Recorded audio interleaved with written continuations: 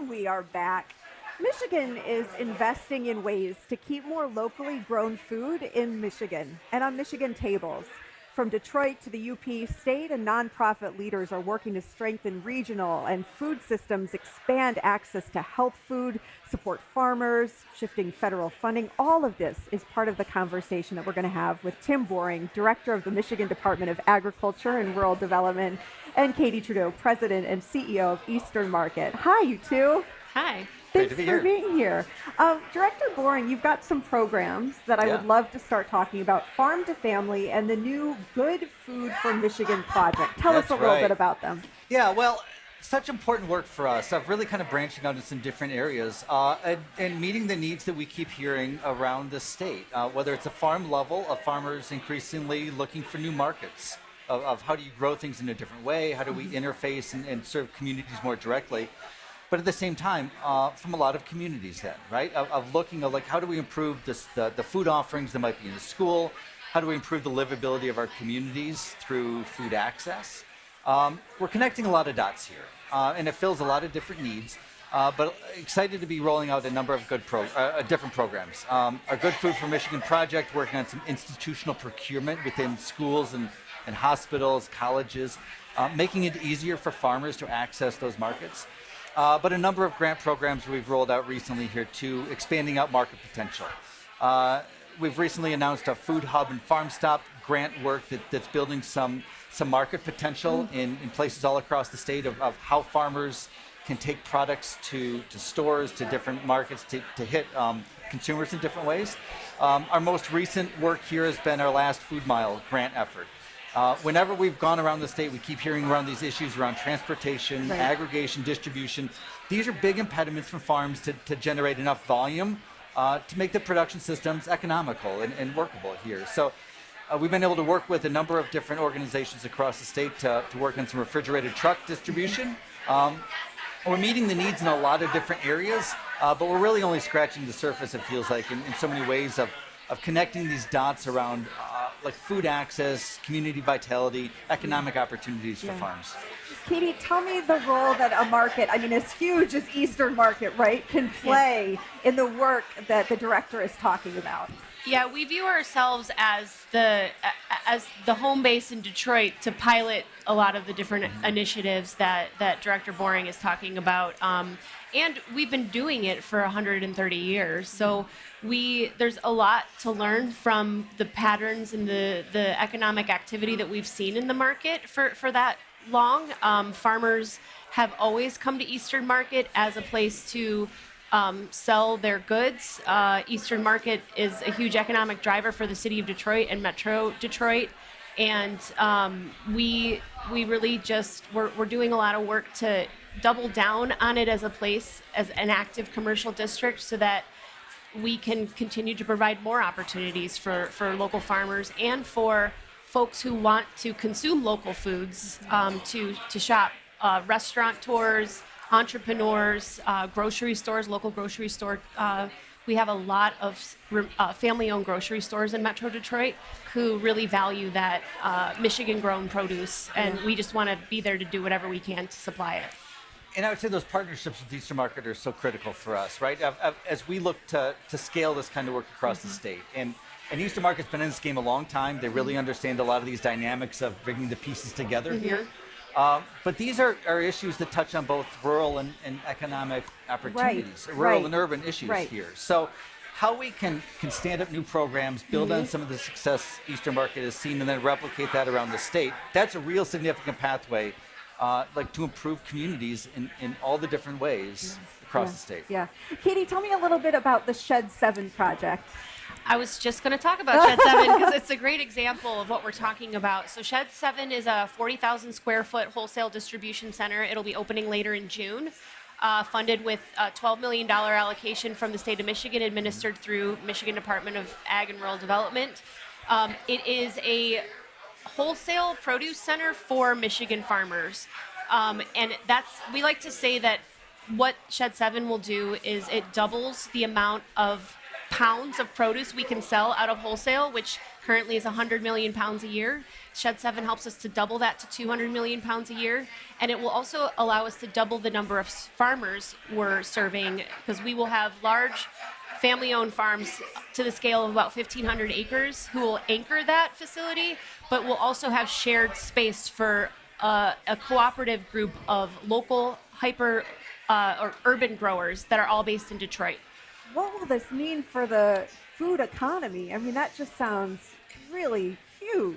It really is a pretty big deal. Like it's a game changer for the neighborhood. And you know what Director Boring said about replicability, it's a $16 million project, which sounds like a lot of money, but in the grand scheme of Michigan's agricultural economy, it's a pretty small amount of money, and it will have a really big impact. So are there ways that Detroit can serve as a model and Eastern Market can serve as a model of being an urban place where farmers are coming, or rural farmers are coming to sell their goods, and can we replicate that in other parts of the state? Yeah.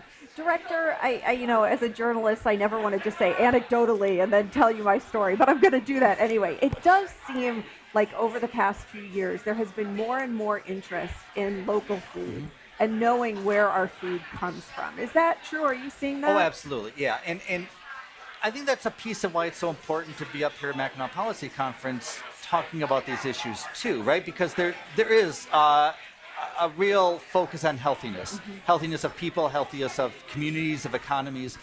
And this represents this is leaning into, in a lot of ways, strengths of Michigan, right? We are a place that can uniquely grow food. We've got a lot of people here in Michigan that would do better off of having better access to some of these healthier foods. We've got a large geographic population around here, right? I mean, the East Coast market is very accessible from Michigan here. So this is, it's certainly an opportunity then to be improving communities in some really demonstrable ways. But it's really important economic drivers for us here in Michigan as we think about how we position our agricultural systems into the future. Katie, I see you nodding. I was just thinking about, we have a very diverse agricultural community in the state of Michigan. I don't think folks understand how many sort of commodity crops that are grown here. We have access to fresh water. That's huge for Michigan farmers. But as it becomes more difficult to farm, what we see in Eastern Market is a generational shift in farming, where we're losing farmers in our public markets and our wholesale because they're getting older and their children don't want to take it on. And so how do we as a state make farming more economically viable, to make farming something that folks want to continue to do, because we're so fortunate in Michigan to have the diverse agricultural community that we do. And we see it every Saturday in the Saturday market, Eastern Market. We see it in wholesale. But I fear that if there's not more collective action around the importance of this and the opportunity we have in the state of Michigan, that we'll lose more of that. Is some of it because we're such a large manufacturing state that ag gets short shrift? Well, I don't think so. I think we're valuing things in different ways today, right? And looking at how we create opportunities for farms to grow in different ways, and looking at some of the shortcomings, right, of food procurement in our different systems, or what community access looks like for food, and that heightened awareness of where our food comes from, who's growing it, who's consuming it. I think it's better just positioning ourselves, building some of these investments here for our own collective best interest in new and different ways probably than what we've considered in the past. I want to talk a little bit about federal funding. The changes have created uncertainty for many food and agriculture programs. Where are you seeing the biggest gaps right now, Director? Well, I think uncertainty continues to be that key word here. And how we at a state level can play our part, along with industry partners, local partners here, around building that market certainty for not only the producers, but the end users of these products, right? Whether it's restaurants, whether it's groceries, other institutional users of these products. There's got to be more certainty about what these production systems are going to look like into the future. So standing these things up, as Katy mentioned, like in economically viable ways that make sense, that's a big piece to this. But there continues to be a lot of concern from the part of producers of not only what input costs might look like, but what that market certainty for these products are going to look like. There's a lot of crops are going in the ground right now this time of year in the spring. That that trust then on what those markets are going to look like come harvest time, that continues to be a looming challenge. Yeah. Katy, same question to you. What has this sort of federal funding uncertainty meant?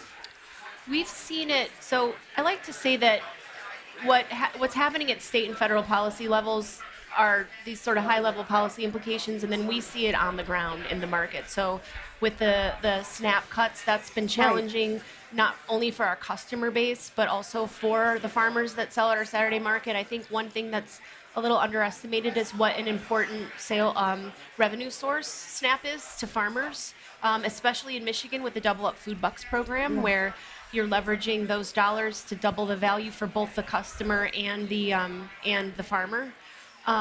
So we do see that as something that there's a lot of concern about. We're not seeing the direct impacts quite yet, but that's where we as a nonprofit try to step in and spin up our own voucher programs, try to fill the gap. And then we are seeing, I was really optimistic in the beginning of this of my tenure with the market around the way in which the federal government was not only incentivizing farmers, but they were incentivizing farmers to feed children, to feed school lunch programs, to feed food bank programs. We're a participant of the local food purchasing assistance program, where our food is going to local nonprofit partners, and we're sourcing it from Michigan farmers. And there was this really brilliant way in which we're working across all these people and levering up farmers and creating these sales channels. So that was disappointing to see some of that go away, but we're not going away, and we're going to try to keep being that sort of convener in Detroit, at least, to keep some of that activity going. But it's been tough. One place where I'm a little optimistic is we're getting more involved in food as medicine type programming at Eastern Market, and seeing the healthcare industry step up and recognize what a lot of us know, that healthy food can improve underlying health issues. We've seen some positive momentum there, and think that's a real growth area. Okay. Well, I appreciate both of you. Thank you so much for your time. Katy, Director Boring, it's been a really great conversation. Thank you. Thank you. We're headed now to the theater to hear from speaker Matt Hall.